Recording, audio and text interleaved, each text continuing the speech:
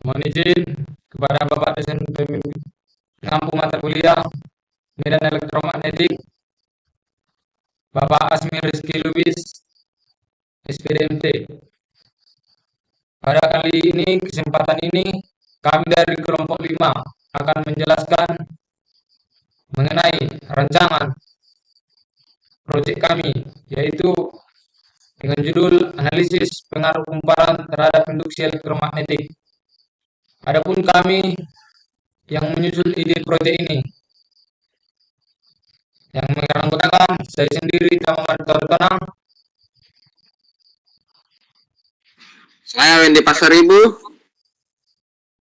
Saya Yosepus Ivanuel Rumapea. Saya Ingrid Distorbu. dan teman kami Luis Vincent Purwa.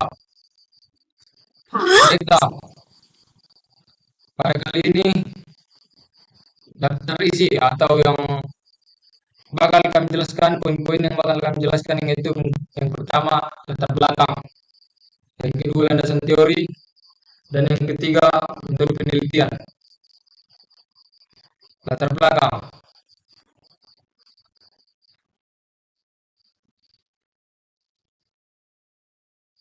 Induksi elektromagnetik merupakan fenomena fisika di mana gaya gerak listrik atau yang sering kita kenal dengan GGL dihasilkan dalam sebuah pengantar ketika terjadi perubahan fluks magnetik yang melewatinya. Fenomena ini pertama kali ditemukan oleh Michael Faraday dan dijelaskan melalui hukum Faraday. Di sisi lain, hukum Lenz memberikan arah gaya gerak listrik induksi tersebut, yaitu sedemikian rupa sehingga menghasilkan arus yang medan magnetnya melawan perubahan fluks magnetik awal. Hukum ini menggambarkan prinsip konservasi energi dalam induksi elektromagnetik. Baik, selanjutnya induksi elektromagnetik akan dijelaskan oleh teman saya, Wendy Pasaribu. Baik, di sini saya akan membahas induksi elektromagnetik. Induksi elektromagnetik adalah fenomena di mana gaya gerak listrik atau GGL dihasilkan dalam suatu kumparan akibat perubahan fluks magnetik yang melintasi kumparan tersebut. Fenomena ini pertama kali dijelaskan oleh Michael Faraday pada tahun 1831 yang menunjukkan bahwa perubahan medan magnet dapat menghasilkan arus listrik. Faraday melakukan eksperimen dengan menggerakkan magnet melalui kumparan kawat dan mengamati bahwa arus listrik hanya muncul ketika ada perubahan posisi magnet, bukan saat magnet diam.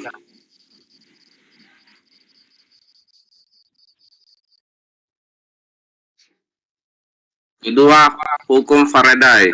Hukum Faraday merupakan prinsip dasar dari induksi elektromagnetik yang menyatakan bahwa GGL yang dihasilkan dalam suatu rangkaian sebanding dengan laju perubahan fluks magnetik yang melintasi kumparan. Secara matematis, hukum ini dinyatakan sebagai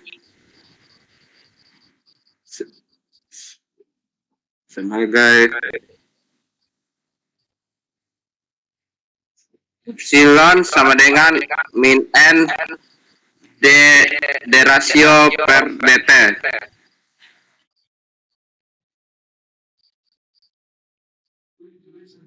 Yang ketiga, flux magnetik. Flux magnetik adalah ukuran intensitas medan magnet yang melewati suatu area. Secara matematis, flux magnetik didefinisikan sebagai rasio B sama dengan B kali A kali kosin.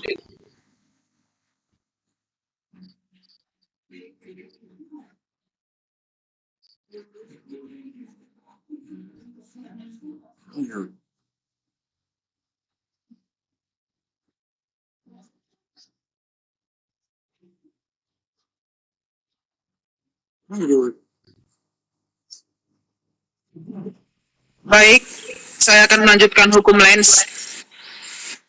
Hukum Lenz menjelaskan arah induksi yang dihasilkan dalam kumparan akibat perubahan fluks magnetik.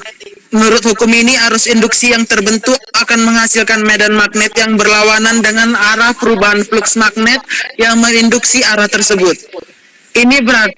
Ini berarti bahwa jika fluks magnet meningkat, arus induksi akan mengalir dalam arah yang menghasilkan medan magnet berlawanan untuk mengurangi fluks tersebut.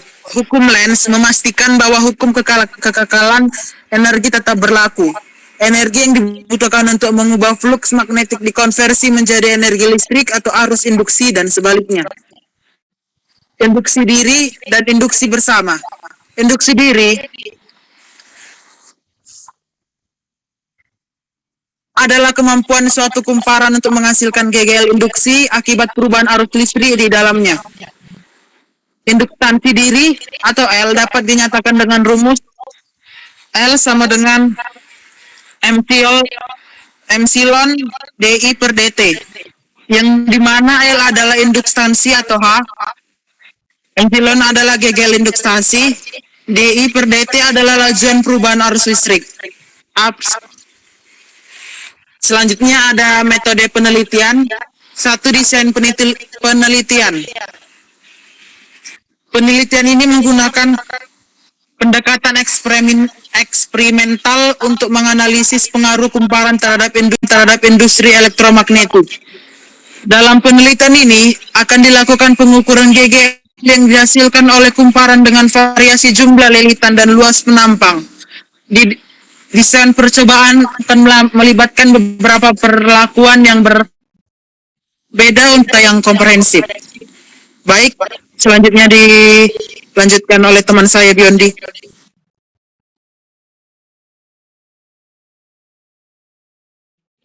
Sisa melanjutkannya. Ibu variabel penelitian. Yang pertama variabel bebas. Pada variabel bebas kan menggunakan jumlah lilitan kumparan dan juga luas penampang kumparan. Dan pada variabel terikat menggunakan gaya gerak listrik yang dihasilkan.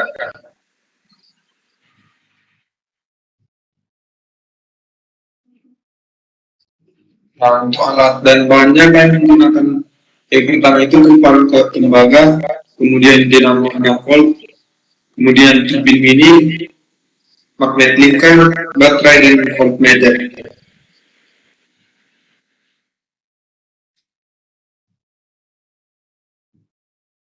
Nah, untuk langkah-langkah pembuatan alatnya atau proses penelitiannya itu pertama kami menyiapkan semua alat dan bahan yang diperlukan sesuai dengan spesifikasi yang telah ditentukan.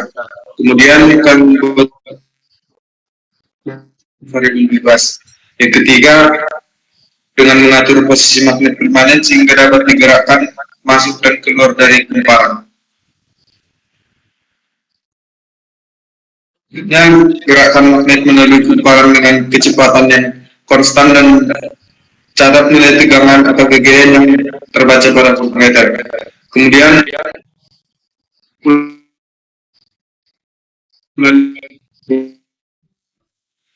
selanjutnya akan melakukan beberapa kali pengulangan untuk setiap percobaan guna mendapat data yang lebih akurat. Dan untuk terakhir cari nilai GGL yang dihasilkan pada setiap percobaan dalam tabel data. Pastikan untuk mencatat kondisi percobaan seperti jumlah lilitan. Baiklah, terima kasih akan saya berikan kepada moderator. Baiklah, terima kasih kepada teman-teman yang sudah menjelaskan. Baiklah, mohon izin kepada Bapak dosen pengampu di akhir kata kami mengucapkan terima kasih. Untuk kelanjutan dari proyek kami ini, kami mohon arahan dan bimbingan serta petunjuk dari Bapak dosen pengampu. Akhir kata kami mengucapkan terima kasih.